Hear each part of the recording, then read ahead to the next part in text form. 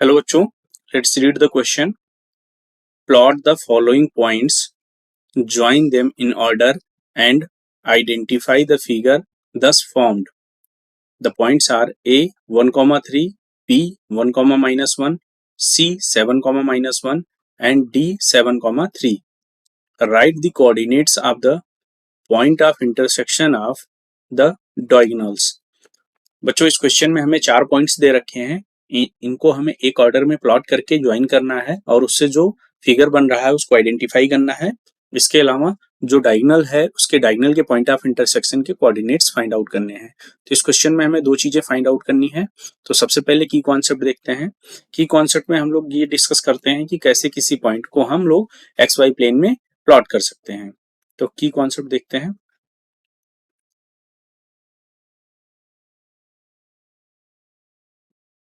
तो पता है, हमको पता है कि किसी पॉइंट के जो कोऑर्डिनेट्स होते हैं उसको हम लोग लिखते हैं एक्स कॉमा वाई से. Coordinate of a point is equals to X comma Y, where X is abscissa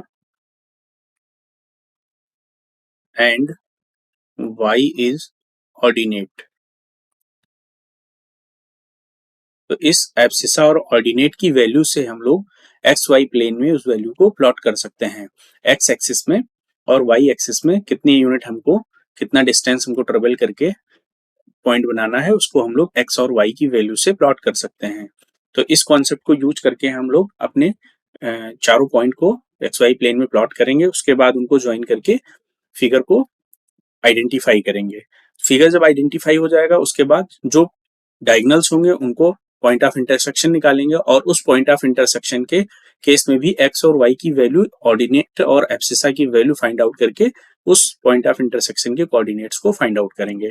तो क्वेश्चन स्टार्ट करते हैं. सबसे पहले हम लोग क्वेश्चन के जो पॉइंट्स दे रखे हैं उनको प्लॉट करेंगे. जो हमारा सबसे पहला पॉइंट दे रखा है ए की वैल्यू है 1,3. तो सबसे पहले हम लोग ए को प्लॉट करते हैं. प्लॉट करने से पहले सबसे पहले हम लोग एक्स और वाई प्लेन बना लेते हैं. सपोज करो ये वाई एक्सिस, ये हमारा एक्स एक्सिस, ये एक्स हो गया, ये वाई हो गया. हम यहाँ पर यूनिट को मार्क कर लेते हैं. 1 यूनिट, 2, 3, 4, 5, 6, 7. इसी तरह नेगेटिव एक्स एक्सिस पे 1, 2, 3, 4, 5. यहाँ पर वाई एक्सिस में भी मार्क कर लेते हैं. 1, 2, 3, 4, 5. यहाँ पर मार्क कर लेते हैं 1, 2, 3, 4, 5. इस तरह से हमने मार्किंग कर लिया. अब सबसे पहले हम लोग अपना पॉइंट जो है 1,3 को एक्स वाई प्लेन में प्लॉट करते हैं. यहाँ पर 1 हमारा एब्सिसा है और 3 हमारे ऑर्डिनेट हैं. तो पॉइंट ए के लिए एब्सिसा की वैल्यू 1 है और ऑर्डिनेट 3 है. तो हम एक्स की डायरेक्शन में 1 यूनिट चलेंगे, उसके बाद फिर वाई की डायरेक्शन में 3 यूनिट चलेंगे. 1, 2 एंड 3, यानी हमारा जो पॉइंट बनेगा ये बनेगा. तो ये हमारा पॉइंट हो जाएगा पॉइंट ए. इसके कोऑर्डिनेट हमने लिख दिया 1,3. जो अगला कोऑर्डिनेट हमारा है बी, इसकी वैल्यू दे रखी है 1,-1. तो यहाँ पर एब्सिसा है 1 और ऑर्डिनेट है -1. तो ये एब्सिसा के लिए ये चलेंगे हम एक्स एक्सिस में 1 यूनिट, फिर ऑर्डिनेट -1 है तो नेगेटिव वाई डायरेक्शन में 1 यूनिट चलेंगे. तो ये जो बिंदु आएगा ये हमारा बी होगा. इसके कोऑर्डिनेट हमने लिख लिए 1,-1. वैसे भी ये 1,-1 अपने आप में रिप्रेजेंट कर रहा है कि ये बिंदु फोर्थ क्वाड्रेंट में लाई करेगा. अब हम सी की बात करते हैं. सी के जो कोऑर्डिनेट्स हैं वो 7,-1. तो 7,1 माइनस प्लॉट करने के लिए सबसे पहले हम लोग एब्सिसा 7 यूनिट चलते हैं एक्स डायरेक्शन में. 1, 2, 3, 4, 5, 6 एंड 7. तो 7 यूनिट यहाँ पर आ गए. इसके बाद हमें ऑर्डिनेट की डायरेक्शन में चलना. ऑर्डिनेट की वैल्यू कितना है -1, यानी नेगेटिव वाई एक्सिस में चलना है. तो हमारा जो सी बिंदु होगा वो यहाँ बनेगा. ये हमारा सी बिंदु हो जाएगा. इसको लिख लेते हैं सी. इसके कोऑर्डिनेट्स लिख देते हैं 7,-1. तो ये हमें तीसरा बिंदु मिला. जो हमारा चौथा बिंदु दे रखा है डी पॉइंट. डी पॉइंट के कोऑर्डिनेट्स हैं 7,3. तो यहाँ पर जो एब्सिसा है वो 7 है, ऑर्डिनेट है 3. तो एब्सिसा 7 यानी यहाँ पर एक्स की पॉजिटिव डायरेक्शन में 7 यूनिट चलने के बाद हम लोग y पॉजिटिव डायरेक्शन में 3 यूनिट चलेंगे, तो जो हमारा बिंदु बनेगा वो डी पॉइंट यहाँ बनेगा, ये हमारा डी पॉइंट होगा। डी के कोऑर्डिनेट्स हो जाएंगे 7,3। तो इस तरह से हमने इन चारों पॉइंट्स को प्लॉट कर लिया।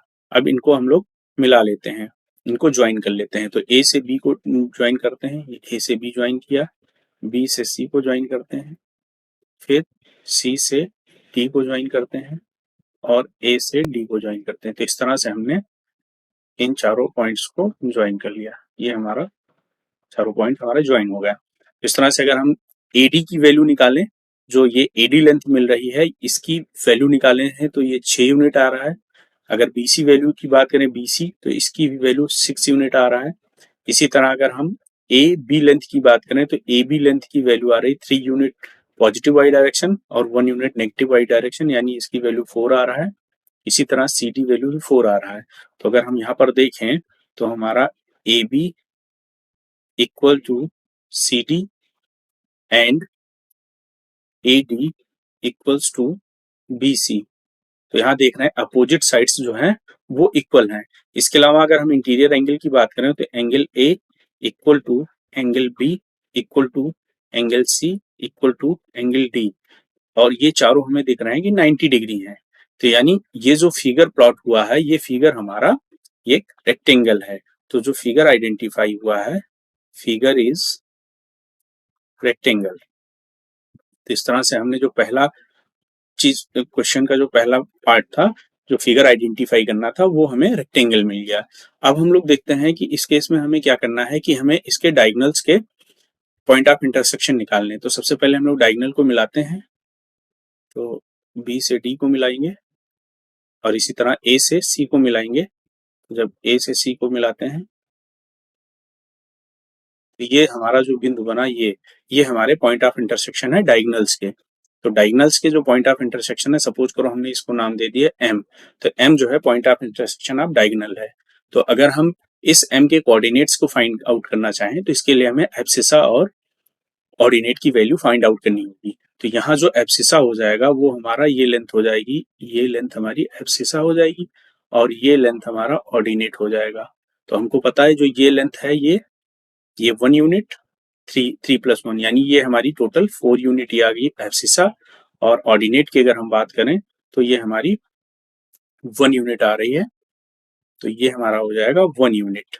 तो इस तरह से हमने देखा कि जो है पॉइंट एम के जो कोऑर्डिनेट्स होंगे वो हो जाएंगे 4,1, चूंकि एब्सिसा की वैल्यू आई 4 और 1 आई ऑर्डिनेट की वैल्यू। तो इस तरह से जो एम का कोऑर्डिनेट हो जाएगा वो 4,1 हो जाएगा। तो हमारे इस क्वेश्चन का जो फाइनल आंसर है, सबसे फर्स्ट पार्ट, जो फिगर हमें आइडेंटिफाई हुआ है वो हमारा एक रेक्टेंगल फॉर्म हुआ है, यानी जो फिगर है वो रेक्टेंगल है। और रेक्टेंगल के जो पॉइंट ऑफ इंटरसेक्शन है जिसको हमने एम से रिप्रेजेंट किया है, एम, इसके जो कोऑर्डिनेट्स हमें मिले हैं वो मिले हैं 4,1। तो हमारा जो सेकंड आंसर होगा वो पॉइंट ऑफ इंटरसेक्शन के कोऑर्डिनेट्स हो जाएंगे 4,1। I hope you all understood it well. Thank you and all the best.